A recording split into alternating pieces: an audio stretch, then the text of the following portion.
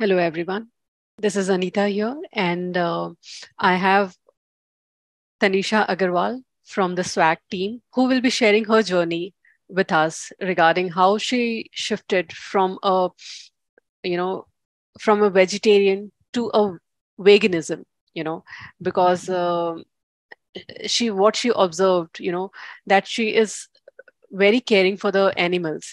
During her journey towards, I think so let's ask her only how is her journey, what made her to become to switch over to a vegan diet. So Tanisha, yes, please share about your journey. Thank you, Anita ji. Hello, everyone. Very nice to have you all. I'm so glad and I'm grateful that I get this platform and Anita ji is here and all of you are here to hear my journey. So before I start my journey, I want to share what I have understood is veganism. So veganism, people call it a trend, people call it a fad. Many people say that this is just temporary, but I feel like veganism is a movement. It is a movement of a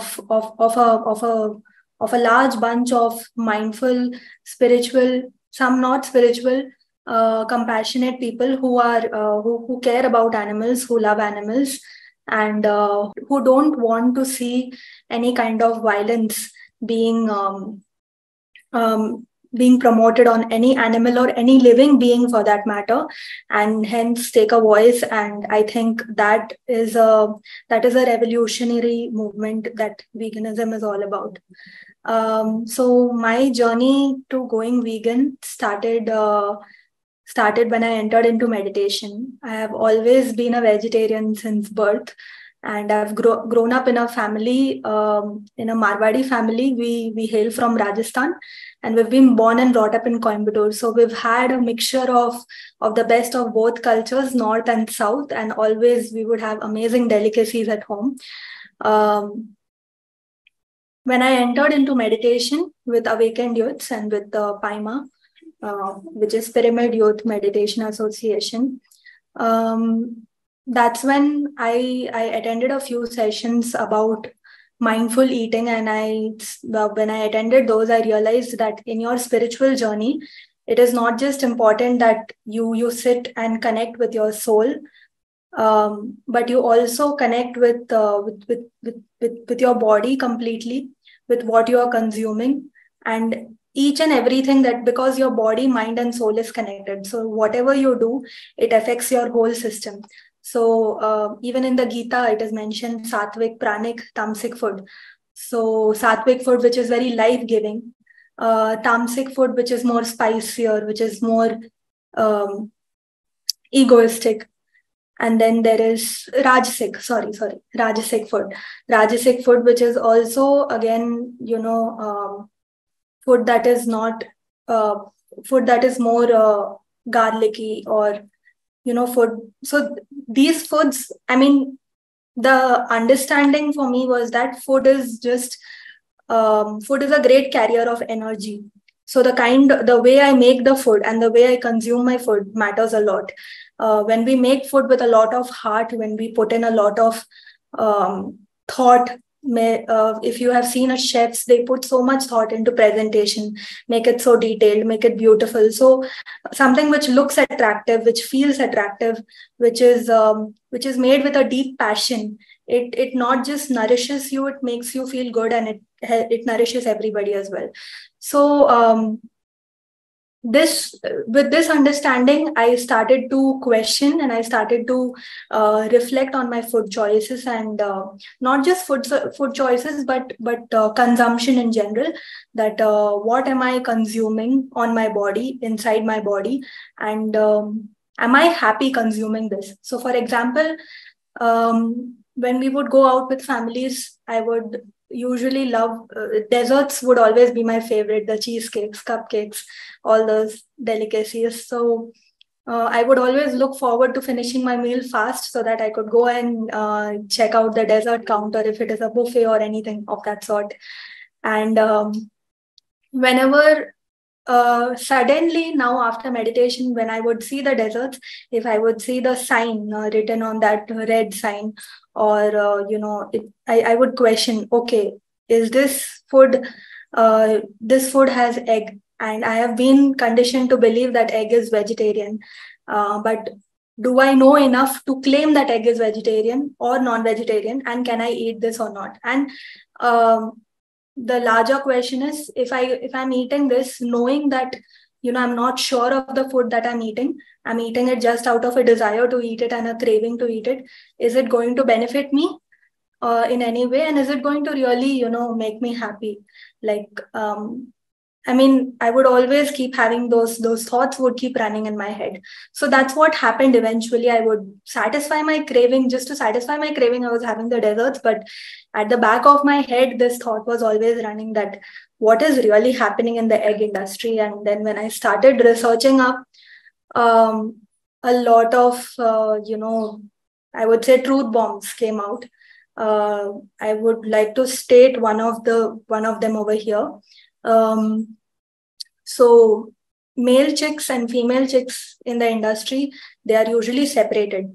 This is what we know of. But after that, what happens is these male chicks are separated and they are thrown into boiling water, or they are crushed using machines. And the female chicks, when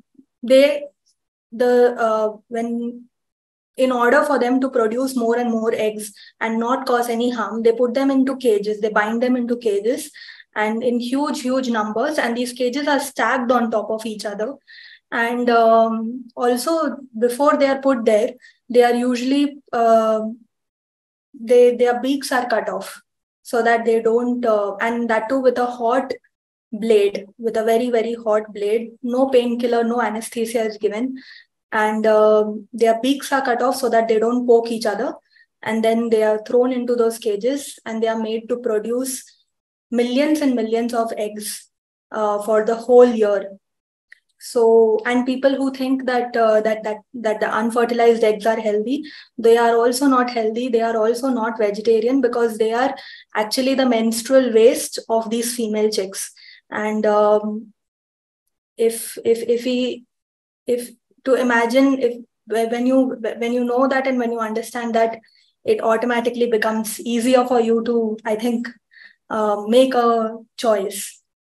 So doing further research on this, then I finally came up that no, I'm not going to consume eggs, and I started to be mindful of this. This happened for like 2 years now, in coming from 2020 to 2022.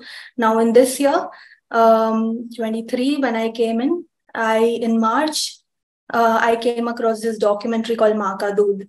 Until then, another dilemma was going on in my head, that is milk really good for us? And I think last year around September, I had joined the SWAGG community as well.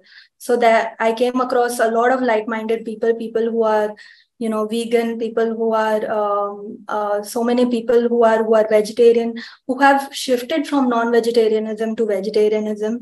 A lot of people who are also fruitarians, which is some of them who eat completely sattvic food. And all of these people, not just people who are consuming mindfully, but also people who are so passionate about the environment, and who really want to do something. Who really want to give back to nature, because we realize, I think, that we are nature, and like, as we are made up of 5 elements, that's what is around us. So to always remember that we are one with nature. That was the kind of environment that was SWAG. And I think I started to I heard the term veganism over there for the first time, and I think I started to do a lot more research on this. And I think that's when I also came across a lot of articles saying that milk is not dairy that has been said to be calcium giving and so great for our health. Our mothers have been telling us that since our childhood, right? But nobody tells us that dairy is actually milk that comes. It doesn't come. People believe that milk comes from the cows because, cows just give milk to you, so we are taking the milk. But actually, we are the ones who are squeezing out the milk from the cows. The milk is supposed to be just like just like when we are born, our mother's breast milk is for the calf, for the baby. And for 6 months, the baby feeds on that milk. Similarly, when a calf is born, every time a mother cow is pregnant and she gives birth to a calf, the milk is meant for the calf to drink. It is meant for his or her nourishment, his or her enrichment. And I think that was the point we were all missing. And for me, the dilemma was, if Krishna can drink milk, why can't we? And why is it that that people are not questioning this aspect? And I think religion was a religious attachment was there in my head, which was blocking the lens and which was not allowing me to see things clearly. And then when this documentary came up, I think Dr. Harsha Atmakuri really, did a wonderful job, I would say. No biases, no taking any side of vegetarian or veganism, but simply stating the facts. I think the first fact, which the video itself starts, is that dairy production is directly related to beef production, because a mother calf, after she is born, after she gives birth, the calf, the male bull, they are being sent to the slaughterhouses. And a mother calf, once they are, done with their milk production, and once they are no longer capable of giving milk, they are also sent to their to the slaughterhouses. And then from there, our beef, our leather, meat, all of that is being sold. Not just being sold, but it's being exported. So India is not just the largest producer of milk, but is also the largest exporter of beef in the country. So what starts with a cow giving milk ends up with a cow in a slaughterhouse. Not just the cow, the whole family, even the calf. If it is a female calf, they are put into industries, and then a lot of machines are being used to take out the milk. But in some cases, the male calves, they are sent to slaughterhouses again. So it is all being done for capitalistic purposes, for profit-making purposes. And that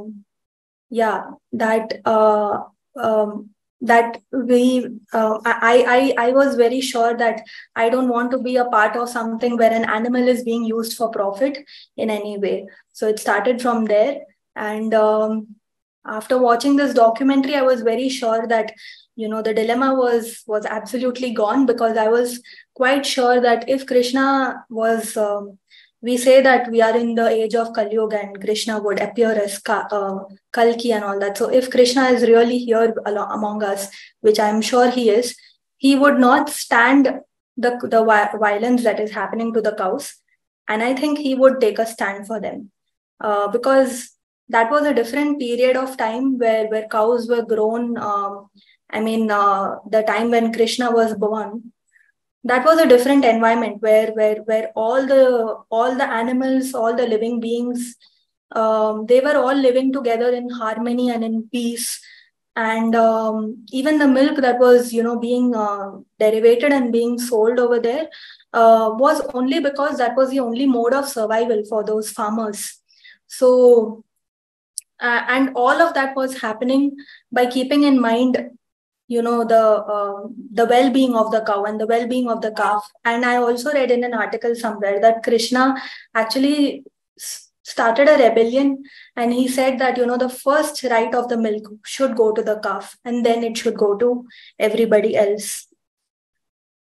So to all the vegan people listening here, and to everybody listening here, if you still have a doubt that, if Krishna is drinking milk, or if Krishna is portrayed to be eating makhan, why can't we? It's only because Krishna had a compassionate environment where he could, and a place where he really regarded the cows. We know Kamdhenu, who is a Gaumata, we call her. So he really, not just him, but everybody saw these animals and to be as divine entities, to be as divine beings, and they respected that. And but I don't think that respect exists anymore over here in our in our civilization, I don't see that. Unfortunately, it's very rare, and hence I think the more number of people who go, who become aware of what they're eating and who start shifting towards veganism, I think that we can all save the planet. We can all save our animals from being converted into just machines for our profits. That's so true. And I have been seeing, the way you are taking efforts to, switch over to the vegan products. So are you getting easily the vegan option in your area? So I would say when I started, when I went vegan, the first thought in mind was to observe the food that I was already eating. And when I started to do that, now I come from India and I'm from Coimbatore, from South. A lot of South Indian dishes are naturally vegan. When you go to restaurants, they sometimes add a layer of ghee on top to make it even more richer and tastier. But in a lot of South Indian households, you will see that ghee is not used so much, and it is actually very raw. And so dosa, idli, chutney, all of these things are naturally vegan. And then the food also that I was eating, like for example, even the sabzis that we make, the aloo matar or the whatever, a lot of households use oil for their cooking, right? And I think that because of Sattvic movement, which is another amazing channel which shares about Sattvic food and life-giving food, pranic energy of food. A lot of people started using grated coconuts as natural fatty, oily substances to be added in their sabzis instead of using oils. So Indian food, I would say, is naturally vegan. Even our street food, one of my most favorite, pani puri. I think everybody loves the pani puri, golgappa, puchka, whatever you call it. So that is also vegan by default. So when I observed, I was like, wow, I really do not have much to worry about. A lot of food is naturally vegan. Yes, definitely. Your question was how do I manage, right? I mean, like what kind of foods I enjoy. So some of the vegan things that I tried out, I mean, milk was being used a lot, especially in the breakfast sometimes. Like we would just to drink a glass of milk, we were told, or chas, which is matha or buttermilk, a very, very famous cooling drink that. So I think for those, I started to, go back and make some smoothies.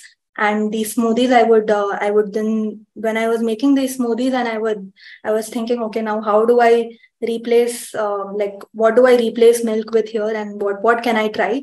I came across coconut milk, and coconut milk and almond milk. These were some of my most favorite things to start with. I mean, I think that was the first thing that I learned in vegan food, coconut milk, which is like, and that too not I did not start with buying from outside. I started to make it at home.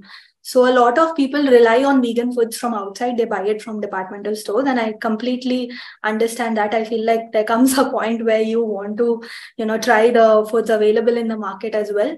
But I always believe that what is available at your home and what is coming naturally, organically to you is absolutely great and healthy. So coconut, I would just grate the coconut and put it in a blender, add some water, and then blend it and squeeze it out. And you get natural coconut milk, just as he. And same with almond milk also, you can just simply soak almonds overnight and then take it out, put it in a blender, add some water, mixie or a blender, and then, almond milk is ready. So it hardly takes a few minutes to make these things. And apart from that, I think something currently that I'm enjoying a lot is tofu and tempeh. Tempeh is, I think, a very, very new item for me. And I am loving it. Absolutely. Soya is something I discovered. Soy milk is something I've started having recently. That's also amazing. I feel, there are some foods that I do miss a lot, like for example, curd rice. So I ordered this peanut curd from outside, and peanut curd with rice I tried. So that was amazing. And I feel like I want to give a shout out to all the content creators who are making vegan recipes online. Some of my favorites are Be Extra Vegan, Radhi Devlukia, and Bhaskar Adari. And there are so many content creators, not just in India, but I think it's just world over. And they share amazing vegan recipes online. Even Priya Vijan, a very recent MasterChef contestant as well, who makes amazing vegan recipes. So I think I derive a lot of inspiration from their recipes and keep trying new items. So a lot of food is very fruit and vegetable enriched. It's amazing. So, are you facing any, challenge from your home? When you try to switch over to a vegan diet, so there becomes a little bit issue, because the person who is cooking in the kitchen, they they have so many things to do. Yeah. So, how you're tackling it? So the first initially the challenge was I was I've always grown up relying on the food being cooked by the cook inside or my mother. So I was again when I started out I was not totally independent. I was again relying on them for the food, but and I think they got a little bit annoyed by because they were always like if for example if roti is being made I had to tell that I'm going to have a dry roti without ghee or something. And then they would get like annoyed that what is it that's happening to you? Why suddenly you let go of ghee? Like ghee is the most, Indians, I think, are they have an emotional attachment towards ghee. So that was like that. That was a really, funny line to cross. But I realized very soon that, yeah, I realized very soon that if I start cooking my own food, is how I'm going to enjoy this journey more, and I will get to know more about vegan foods naturally. And I was like, it will not. At least I'll not disturb them. They can cook their own food, and I can cook this, and I can make that. I can make that, and I can share it with everybody. So I started to do that, and there was this salad workshop that I attended. So a lot of basics of how to chop, how to, cut vegetables, steam them, braise them, roast them. These were some of the things I learned. Shout out to Sindhu again, who's again an amazing vegan friend, and she shared a lot of these vegan salads. One challenge that I would face was people like I think my mother was very concerned about my health. That leaving milk, is it going to will she be able to get all the required nutrients that she's having from a vegan diet? And but I think that what happened is in December I had made the resolve that I'm going to make myself fitter, and I had a target to reduce weight and. To also just enjoy my fitness journey and do the things that I've always wanted to do. And I think veganism also happened during the course of that. So I would really say that veganism helped me reduce weight. Personally, for me, it worked wonders. I lost around 10 kgs from December to now. So, and at the same time, I felt like, I lost weight and I felt good about myself. I felt like I was more active. I was also doing swimming at that time. So that was one more thing. But whatever activity you do, it is important to balance it out with the with what you're consuming as well, right? In terms of food and have like a balanced diet. So I think veganism really helped in that area. And yeah, that was one challenge that I would say I face is that there are many questions still about, like I think a lot of people, a lot of judgment. I do face a lot of judgment for going vegan. And very often people come and say to you that, veganism is completely wrong. And I have heard arguments from my from very close ones, my family members that if you care so much about animals, why don't you care the same way about human beings? So these are some of the arguments that I these are some of the points that I come across. And then I think something which every vegan can relate to: do plants feel pain? So that was like that was one question that is a question that has not left me. Still, it still is there. Very, very big question. No, So no. So here I would like to add up, like, yeah, when they asked, so there's one thing that the plants, they don't have central nervous system, you know, because of that central nervous system, we feel that pain, and that thing they don't have. Yeah, definitely they have that consciousness level, but not at that level, the way, because if they are chopped off, from any part, they grow, they regrow. But if we chop anything, any part of our body or any part of any animal, it won't it regrow, won't grow. you Yeah, know yeah, so yes. yeah. I think you pointed out really well that when you chop a plant, you will not like, I mean, chopping an animal results in the death of the animal, or a body. If you chop a human body, it results in the death of the human. But if you chop a plant, it doesn't result in the death of them. It grows back again, because that is the nature of plants, to grow.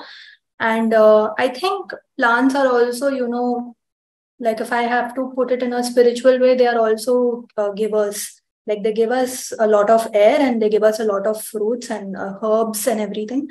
And I feel like those are meant for us to, to include it more and more in our diet, because it's like, for example, it is to say that, we take mindfully from nature, we give thanks, and we take from them. Like, when you pluck a flower, say thank you, and then take and use it, utilize it to the maximum effort. Like, like, giving back to nature, I think the best way of giving back to nature is to make nature also feel like, yeah, they are, a part of your life, and not being distant from it. So yeah, that's a great point that you highlighted. Regarding the questions, I wanted to add one more point, is that earlier I was facing these challenges where I would face a lot of judgment. Now I feel like it has reduced to a great extent, and questions are from a more compassionate, empathetic point of view, to understand that, okay, what is veganism, and what is this whole movement about, and what is the need for veganism in the world, all those things. Sorry. So anything else which you observed in your body, uh, as compared to, I mean, that's a good thing that you lost 10 kgs, and that is a very big achievement. So anything else you observed, I think one during. thing which I observed was seva bhav jo bolte hain hum log, yeah, the feeling of doing service. That was that I think it just expanded and it multiplied a lot more. I always have felt that I want to give back to the uh, I to like, I always used to feel like, the indies that are out on the road, I want to feed them, and give more love, and give, go and spend time with them as well, just as I spend time with my dog at home. And I feel like there is a lack of that, I feel, in our society. I feel a lot of them just shoo them away, don't understand their nature. And so that feeling of seva was always there. And I also did spend a fair amount of time at an animal care, researching and trying to understand how they are, by nature, wild and just, free, and how we can, do better for them. So when I went vegan, I think that seva bhav expanded more and more. It expanded not just to, I think, dogs, but to other animals as well. So I feel like I would go out, like, whenever I could, place a little bit of rice for them, give that, place water in cups. And I think that one more thing that happened is a lot of engagement with nature. Like, for example, if I'm walking, if I'm taking a walk in nature, I would really like take a few seconds to pause, smell the leaves, touch them, feel them. So engage all my five senses, and try to just be silent over there. So I feel like because of consuming more of food that comes directly from nature, a very natural connection started to build with Mother Nature. And one more major change I would say is mindful eating.